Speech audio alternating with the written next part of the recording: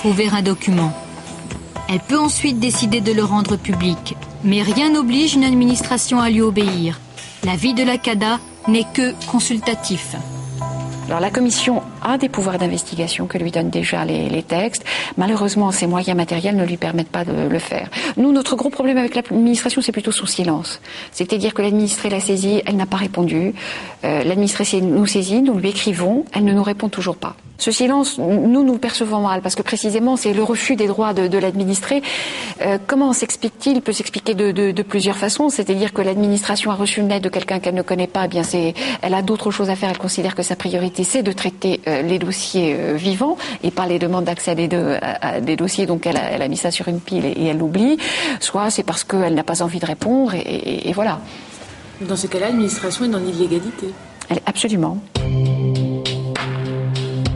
La tentation du secret est particulièrement importante sur les sujets sensibles. Un exemple, les OGM.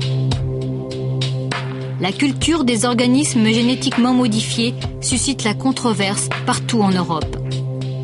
En Suède, nous retrouvons Ulf Åberg. Cette fois, il nous emmène au ministère de l'Agriculture.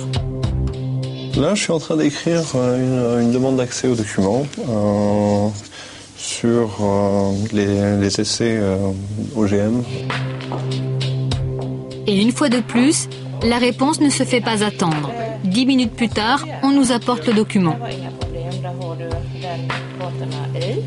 Alors là, j'ai obtenu la décision sur les tests sur les champs des OGM et les cartes avec l'emplacement précis de ces champs. Donc on voit la personne responsable, la société, c'est en collaboration avec une université, il y a la date de la décision, le numéro du dossier. Normalement il devrait y avoir les cartes. Ah voilà. Donc là il y a la carte avec l'emplacement. On voit l'autoroute entre Stockholm et Uppsala. Et là c'est au mètre près. Au mètre près, c'est-à-dire? De 115 mètres, là, il y a un point fixe. Il y a une maison.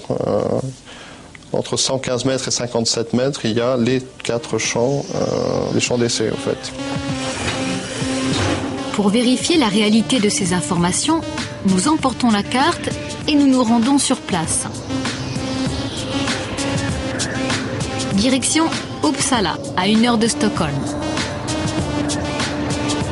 Grâce au plan, nous retrouvons sans difficulté la maison, le point fixe et les 4 champs signalés. Ici sont testés des OGM, des maïs transgéniques qui peut-être seront mis un jour sur le marché. La Suède n'est pas une exception. Elle ne fait que respecter la directive européenne 2001 sur l'accès à l'information en matière d'OGM. Si l'autorité vient à disposer d'éléments susceptibles d'avoir des conséquences pour la santé et l'environnement, elle doit rendre ces éléments publics. La France a adopté cette directive. Reste à savoir si elle l'applique. Sur le site internet du gouvernement français consacré aux OGM, voici la liste des communes qui font des tests. Nous en choisissons une au hasard. Direction la Creuse. Dans cette mairie, nous allons demander les mêmes informations que celles que nous avons obtenues en Suède. Bonjour. On voudrait avoir des informations sur les OGM qui sont testés dans la commune. Oui, alors attendez. Après quelques minutes de confusion, une adjointe au maire nous apporte un dossier. Bonjour messieurs, dames. Bonjour madame. Bon, moi j'ai que ce dossier, nous n'avons que ça en mairie. Ça c'est un dossier qui nous est arrivé il y a déjà un petit moment, campagne 2005, fiche d'information, ça date du mois de mai. Nous avons ça et ça, c'est tout. Donc si vous voulez savoir où elles sont situées, on ne le sait même pas nous-mêmes. On nous annonce qu'il y a du maïs transgénique sur la commune et puis c'est tout. Où, on ne sait pas. Ce qui se passe, on ne sait pas. On reçoit ça, mais... En France, sur les OGM, l'opacité est la règle. En 2003, l'entreprise américaine Monsanto, qui fabrique des OGM, a réalisé une étude sur leurs incidences pour l'organisme. Pour cette étude, des scientifiques ont nourri des rats avec des OGM pendant 90 jours. Leur conclusion, il n'y aurait aucune séquelle pour la santé. Le dossier a été transmis au ministère de l'Agriculture qui a entériné ce rapport. Le professeur Serralini est biologiste. Pour le compte du ministère, il a analysé les résultats de l'étude Monsanto et il conteste la version officielle. À partir du moment où j'ai commencé à me rendre compte qu'il y avait des effets qui ressemblaient à des empoisonnements par des pesticides, un peu comme ça, j'ai dit qu'il était complètement malhonnête et anormal de ne pas publier cela et de se contenter de dire qu'il n'y avait pas de problème, de couvrir le tout d'une espèce de voile d'opacité. Selon lui, l'administration cherche à dissimuler des données alarmantes. Il y a souvent des effets sur les globules blancs ou les globules rouges, comme on voit dans les infections ou dans les problèmes immunitaires. Il y a des effets sur le taux de sucre, comme on voit dans les débuts de diabète. Il y a des effets sur les foies et les reins, comme on voit dans des cancers, dans des maladies d'empoisonnement à long terme. Le professeur Serralini a décidé de ne pas se taire et il part en croisade contre sa propre administration, le ministère de l'Agriculture et la Commission du génie biomoléculaire, la CGB.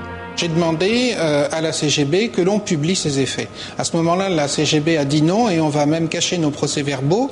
Et en plus, elle a dit que c'était secret délibération du gouvernement, avec des avocats qui viennent pour le dire. Ce qui est grave, c'est que ensuite, toute la communauté scientifique et tous les citoyens répètent qu'il n'y a pas de problème sanitaire avec les OGM, parce que ces tests n'ont pas été publiés. Et c'est un vrai scandale parce qu'en fait, on arrive à une occultation criminelle de la réalité. Je trouve que c'est complètement antidémocratique. Alors, qu'est-ce que je fais agriculture.org ? Pour forcer le ministère à rendre public le document, le professeur Serralini s'associe à l'avocate et ancienne ministre de l'Environnement, Corinne Lepage. Donc j'ai demandé en août 2004, demande de communication de documents, j'ai demandé les tests de toxicité sur les animaux de laboratoire, 80 jours, etc. J'ai reçu, en septembre, une énorme documentation, 5000 pages, que nous avons payé, c'est pas gratuit. On nous a envoyé des bouts de dossiers, beaucoup de pages complètement blanches, mais pas les études sur les tests des rats. Je réécris en septembre 2004 au ministère de l'Agriculture en disant « Vous êtes très gentil, c'est pas ça que je vous ai demandé. Je vous ai demandé de me donner les tests sur les rats. » Et donc je redemande, une fois encore, les tests sur les rats. Et on me répond « On ne peut pas vous les donner et on ne vous les donnera pas parce que c'est couvert par le secret industriel. » Très franchement, je ne comprends pas que des politiques ou des très hauts fonctionnaires, après les drames sanitaires à répétition que la France a connus, s'amusent encore à faire de la rétention d'informations quand ils en ont. Je ne comprends pas comment on peut fonctionner comme ça. Nous décidons de faire nous-mêmes les démarches en nous appuyant sur la directive européenne 2001 sur la transparence en matière d'OGM, qui a force de loi en France. Direction le ministère de l'Agriculture. Au 5e étage se trouve la très discrète commission du génie biomoléculaire. C'est donc là le bureau de la CGB ? Le secrétariat de la CGB. Secrétariat de la CGB. Voilà. On aurait voulu en fait consulter certains documents, les tests de 90 jours qui ont été faits sur les rats. Là, il y a une partie des données qui n'est pas consultable. Ah bon ? Donc ça serait ça, le truc. Nous avons le droit, nous aussi, aux 5000 pages, mais sans les tests sur les rats. Ça doit être le ministère qui maintient la confidentialité demandée par l'entreprise. L'entreprise, quand elle soumet un dossier, elle fait figurer les parties qu'elle considère comme confidentielles, notamment ces données industrielles, qui sont protégées d'ailleurs par la loi. Enfin, sauf quand ça concerne la santé publique. Non, il y a des données qui sont considérées confidentielles aussi, même en santé publique. Mais la loi autorise les sociétés à protéger leurs données considérées comme industrielles pour eux. Au revoir. Au revoir. Alors là, c'est très clair, hein, c'est le citoyen et le consommateur qui est le dindon de la farce, malheureusement, et qui devient le cobaye de laboratoire. C'est-à-dire que si un jour on découvre des effets, l'entreprise dira « Mais vous comprenez, le gouvernement m'a donné son autorisation, j'ai fait appel aux meilleurs spécialistes, donc pour moi, il n'y avait pas de problème, donc je ne suis pas responsable. » Il s'agit d'un document qui concerne la santé publique, document détenu par une administration française. Logiquement, nous nous tournons donc vers la CADA, pour qu'elle use de son pouvoir, celui d'inciter le ministère de l'Agriculture à rendre les tests accessibles. Des résultats de tests de toxicité effectués sur des animaux nourris avec des organismes génétiquement modifiés, les OGM. Ce jour-là, la commission délibère sur notre demande, avoir accès aux tests sur les rats. Nous recevons sa réponse 15 jours plus tard. Elle refuse de nous communiquer le rapport, car il est confidentiel en Allemagne, où il avait été déposé en premier par l'entreprise Monsanto. Et cette décision de l'Allemagne s'applique à toute l'Europe. Mais un mois plus tard, la justice allemande ordonne la divulgation des tests. La confidentialité est levée. Cette fois, la France n'a plus d'excuses. Nous retournons donc au 5e étage du ministère de l'Agriculture à la CGB. Bonjour. On voudrait consulter les fameux documents du MON 863 qui ont été rendus publics en Allemagne.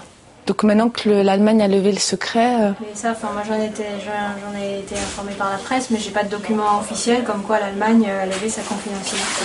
Donc je dois vérifier ça avant. Donc le document en fait n'est toujours pas public alors que le... Faites une demande, on examinera sur le plan juridique et puis on dira. D'accord. L'administration française n'a pas l'intention de rendre publiques ces informations. La preuve, le 19 septembre dernier, elle envoie une note à l'Europe. Le but, limiter la transparence sur les OGM, afin de ne pas entacher la confiance de l'opinion publique. Il existe un domaine dans lequel les informations sont encore plus verrouillées, c'est le nucléaire. Ces images ont été diffusées sur une chaîne publique, à une heure de grande écoute. Il s'agit d'une vidéo tournée par l'association écologiste Greenpeace. On peut y voir des camions circulant sur des routes françaises. Chacun peut contenir jusqu'à 150 kg de plutonium. En fait, ces images n'auraient jamais dû être diffusées, car depuis juillet 2003, un arrêté du gouvernement français interdit de filmer les convois de matières nucléaires. Alors ce qu'on voit là, c'est formellement interdit. Publier ces images aujourd'hui, c'est passible de 3 ans d'emprisonnement et de 45 000 € d'amende. C'est-à-dire qu'on est vraiment dans un cadre pénal extrêmement grave, puisque là, on est en train de donner des informations. Moi-même, ce que je vous explique et ce que vous publiez là, sont des informations confidentielles défense qui ont été décidées par l'autorité comme étant des choses dont on ne doit pas parler en France. Aujourd'hui, toute information concernant le stockage, la protection, la comptabilité et le transport des matières nucléaires est classée secret défense.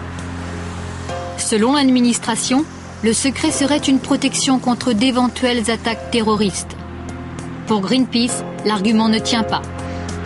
Pour repérer le premier camion, il a fallu 15 jours. Premier camion, il a fallu 15 jours. Après, pour vérifier la routine, il a fallu environ, on va dire, un mois et demi, parce qu'on s'est aperçu que c'était toujours le même horaire. Il suffit de quelqu'un qui observe le départ, qui donne un coup de téléphone. Et n'importe qui, n'importe où, le long peut attendre, ou bien avec sa caméra, ou avec son arme anti-char.